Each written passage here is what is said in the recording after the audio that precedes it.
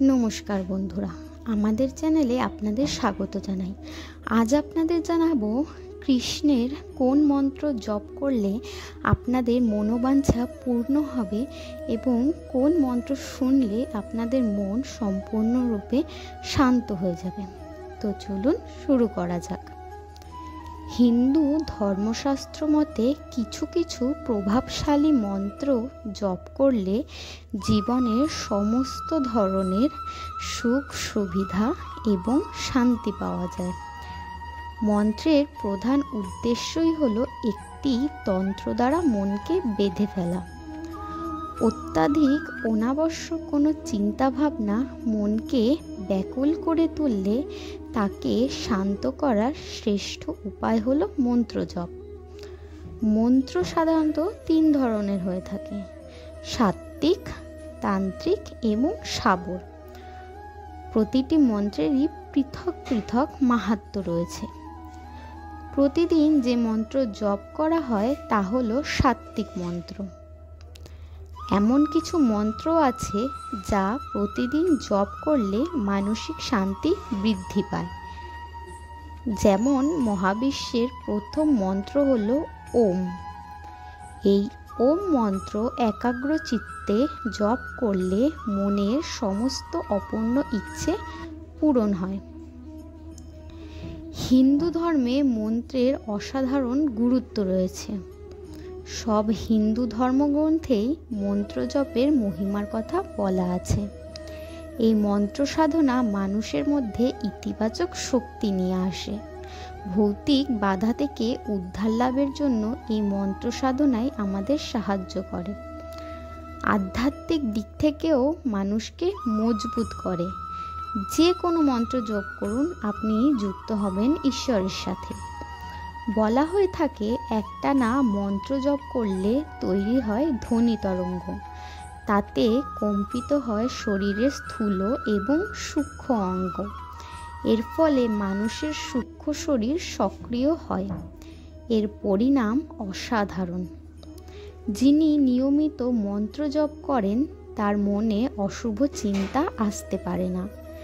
যদি আপনি সাত্ত্বিকভাবে নির্দিষ্ট সময়ে নির্দিষ্ট জায়গায় বসে প্রতিদিন জপ করেন তাহলে আপনার আত্মবিশ্বাস বেড়ে যাবে, বাড়বে ভরসা। জীবনে বেঁচে থাকার জন্য যেটা অত্যন্ত জরুরি সেটির কথাই এই ভিডিওতে আজ আপনাদের বলব। আপনারা ভগবান শ্রীকৃষ্ণের এমন একটি মহাশক্তিশালী মন্ত্র যেটি 108 বার শ্রবণ করবেন। যে মন্ত্রটি শুধুমাত্র শ্রবণ করলেই আপনার মনে একটা পজিটিভ এনার্জি তৈরি হবে। এই মন্ত্র শুধুমাত্র শ্রবণ করলেই ঈশ্বরের সাথে যুক্ত হওয়া এবং জীবনে বেঁচে থাকার একটা অনুপ্রেরণা পাওয়া যাবে। এই মন্ত্র শ্রবণ করতে করতে আপনি যে চিন্তা করবেন সেই মনোবাঞ্ছা আপনার অবশ্যই পূর্ণ হবে।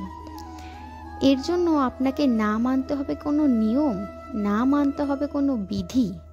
আপনাকে শুধু শ্রবণ করতে হবে এবং সেটা একাগ্র চিত্তে। আপনি সকালে বা রাতে বা দিনের যে কোনো সময় যখন আপনি চুপচাপ কোথাও বসে থাকবেন বা বিছানায় শুয়ে থাকবেন তখন আপনি এই মন্ত্রটি একাগ্র চিত্তে শ্রবণ করবেন। প্রয়োজনে হেডফোন ব্যবহার করতে পারেন। শ্রবণের সাথে সাথে এই মন্ত্রকে মনের মধ্যে অনুভব করবেন। আপনি যত বেশি বার এই মন্ত্র শ্রবণ করবেন ততই আপনার পক্ষে মঙ্গল। কিছুদিন শোনার পর আপনি আপনার মনের মধ্যে একটা পজিটিভ শক্তি অনুভব করতে পারবেন। তবে এই মন্ত্রটি শ্রবণ করার সময় আপনার মনের ইচ্ছাগুলো সম্পর্কে আপনাকে সচেতন হতে হবে। কারণ আপনার মনের যে চিন্তা বা কল্পনা, আপনি এই মন্ত্র শক্তির দ্বারা ব্রহ্মাণ্ডকে বার্তা দিচ্ছেন যে আপনার জীবনে এই জিনিস আপনার দরকার। এই মন্ত্র শ্রবণকালে আপনার কল্পনা যত পরিষ্কার হবে তত তাড়াতাড়ি আপনি ফল পাবেন।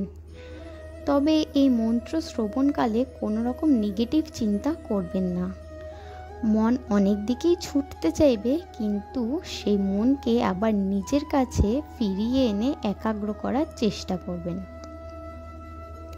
প্রিয় শ্রোতা বন্ধুরা, আপনাদের কাছে আমার একটাই অনুরোধ যে মন্ত্রটি কিছুদিন মনে ভক্তি এবং শ্রদ্ধা রেখে শুনুন।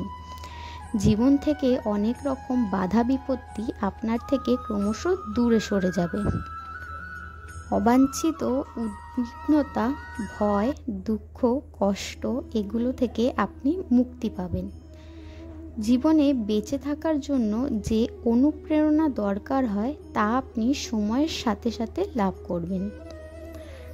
যাই হোক বন্ধুরা, আমি এই মহামন্ত্রটি উচ্চারণ করছি।